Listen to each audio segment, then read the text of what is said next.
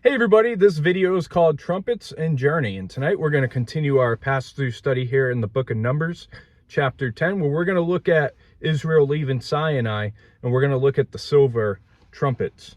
So let's look at chapter 10, starting with verse 1 and 2. It says, "And the Lord spoke to Moses, saying, Make 2 silver trumpets for yourself. You shall make them of hammered work, and you shall use them for calling the congregation and for directing the movement of the camps." So Israel was also to be guided out of Sinai with the blowing of the 2 trumpets here made by Moses. And both were a call to gather and then also a call to march, as it was a communication with the trumpets when to be on the go and when to stop in place. In Jewish tradition, it says that these trumpets were approximately anywhere from 12 inches to 20 inches in length, and that they had a narrow tube that was flared at the end. In verse 3 through 10, "And when they blow both of them, all the congregation shall gather before you at the door of the tabernacle of meeting. But if they blow only one, then the leaders, the heads of the divisions of Israel, shall gather to you. When you sound the advance, the camps that lie on the east side shall then begin their journey.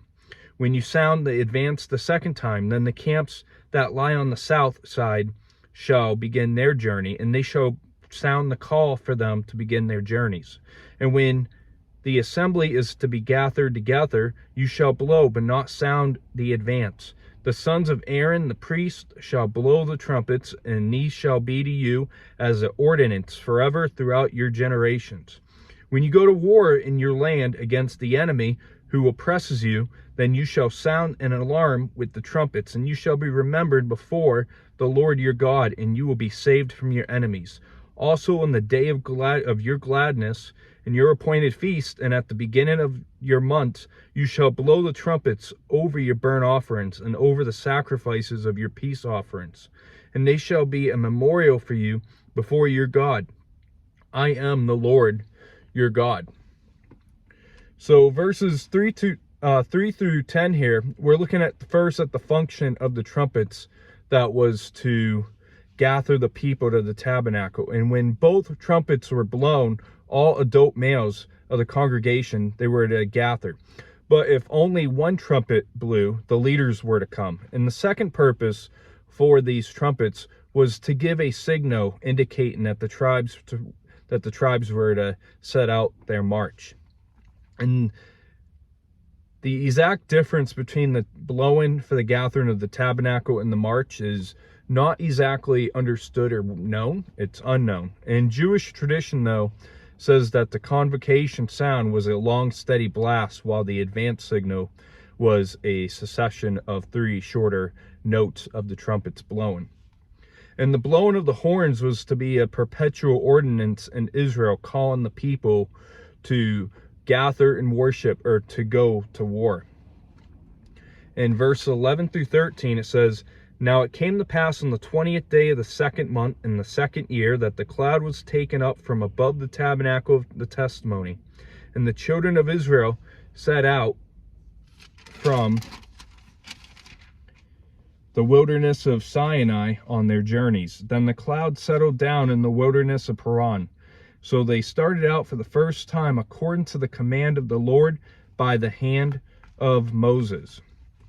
So from this point on through the rest of chapter 10, you're going to see Israel depart from Sinai in a orderly and obedient fashion as the Lord commanded through Moses. And this is about 13 months after the Exodus from Egypt. And this is about 11 months after the arrival at Mount Sinai. And then, so they begin to march toward Canaan here. And later in the book of Numbers, chapter 13, verse 26, you're going to see that Kadesh was in the wilderness of Paran at the time. And that was likely at the northern border.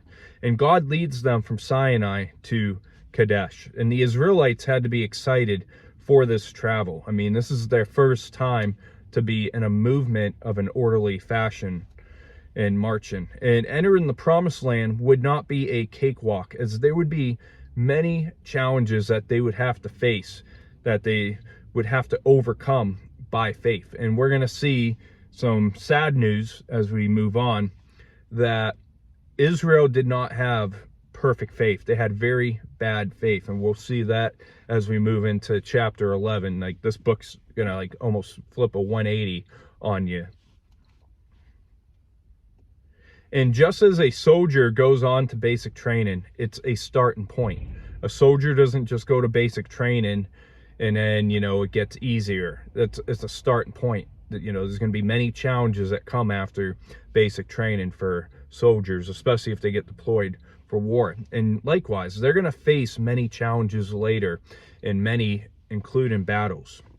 In verse 14 through 28, a long length of verses here, says, "The standard of the camp of the children of Judah set out first according to their armies. Over their army was Nashon, the son of Aminadab.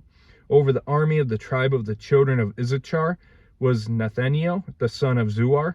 And over the army of the tribe of the children of Zebulun was Eliab, the son of Helon. Then the tabernacle was taken down, and the sons of Gershon and the sons of Merari set out, carrying the tabernacle, and the standard of the camp of Reuben set out according to their armies. Over their army was Elazar, the son of Shadur. Over the army of the tribe of the children of Simon was Shalumiel, the son of Jereshadai. And over the army of the tribe of the children of Gad was Eliasaph, the son of Duel. Then the Kohathites set out, carrying the holy things. The tabernacle would be prepared for their arrival, and the standard of the camp of the children of Ephraim was set out according to their armies. Over their army was Elishama, the son of Amihud. Over the army of the tribe of the children of Manasseh, it was Gamaliel, the son of Pedazur. And the army of the tribe of the children of Benjamin was Abidian, the son of Gideoni.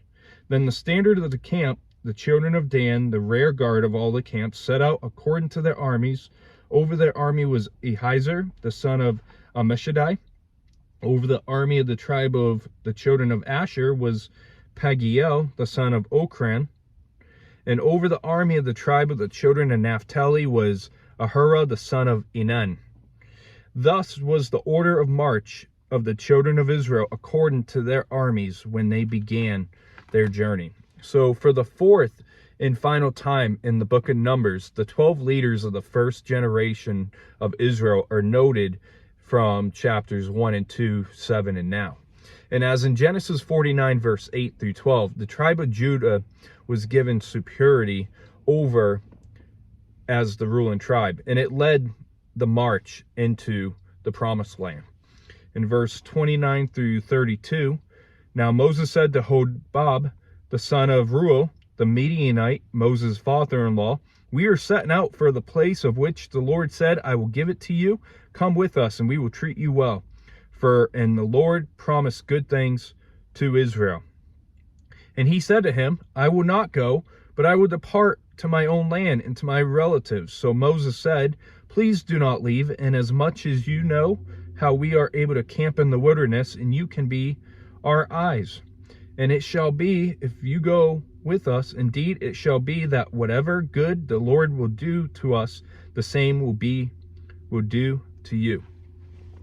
So Hobab was Moses' brother-in-law, and Reuel was his father-in-law. And Moses sought Hobab's help in leading Israel through the wilderness, and he promised Hobab a portion of the inheritance of Israel within the promised land if he would come. And Numbers doesn't tell us if Hobab responded to Moses or not, but later you will find that he did agree to Moses' request in Judges 1 verse 16. And later he joined with Judah in the conquest of the land, and in fact he did receive a blessing in the dwelling of the land. And Moses knew that Moses couldn't bring this journey on his own, that he was supposed to have other men to be on his side through this journey, because it was going to be a wild journey, as you see as we progress through the Old Testament here and in the book of Numbers.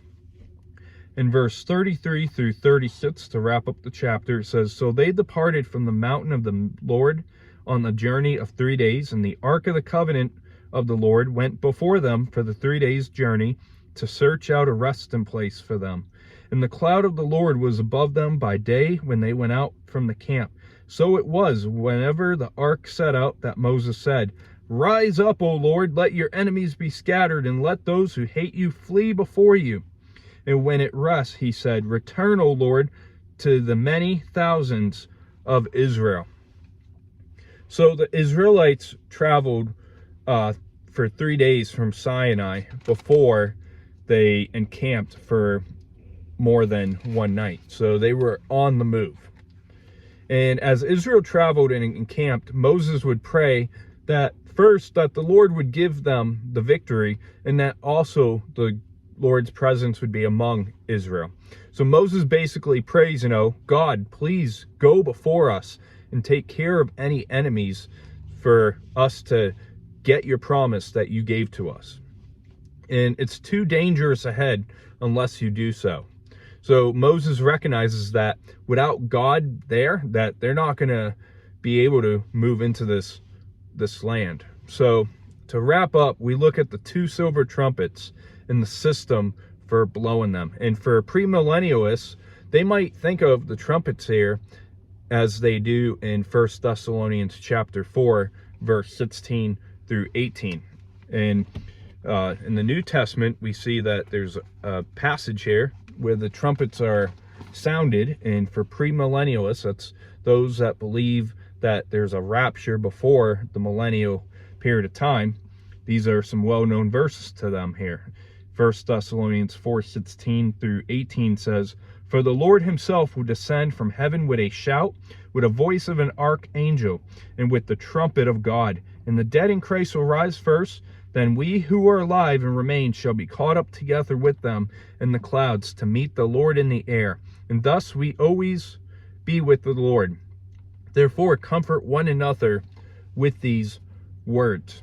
So we see the use of a sound of a trumpet after we see the use of a sound of a trumpet at the gathering of God's people in the air in 1 Thessalonians 4 here. And we looked at the departure for the promised land as the march of Canaan begins here. And we look at the description of the orderly of march. So we see that God, as I said in the very beginning of the start of Numbers, that our God is a God of order. God is not a God of disorder and chaos. God is sovereign. And we saw Moses appeal to his brother-in-law to stay with Israel and to go. And we finished with the prayer of Moses for God to lead the way and to handle any enemies or any of those who will rise up against them as they go into God's promise and they get to see God's promise comes to pass. And maybe as we're moving into 2022 at midnight, Friday, Saturday morning, maybe 2022, maybe that's something we can pray for, that God's plan for us comes to pass, that God has a purpose in what he wants of us this upcoming year. And then maybe we can also pray that, anybody that's going to get in the way of us obeying God for what God has called us for, maybe we need to pray, that God rises up and takes those bad influences away. And we can pray not for the Atlantic Falcons, if you're a football fan, to rise up, but Jesus, who scattered his enemies, and because Jesus has scattered his enemies, we have been given the victory in 1 Corinthians 15, verse 57. And we'll see you next as we're going to look on Wednesday at Israel. They're going to make a big U-turn here. So we're going to take a look next at what happens with that. So I hope you have a great rest of your night. God bless. We'll see you Wednesday.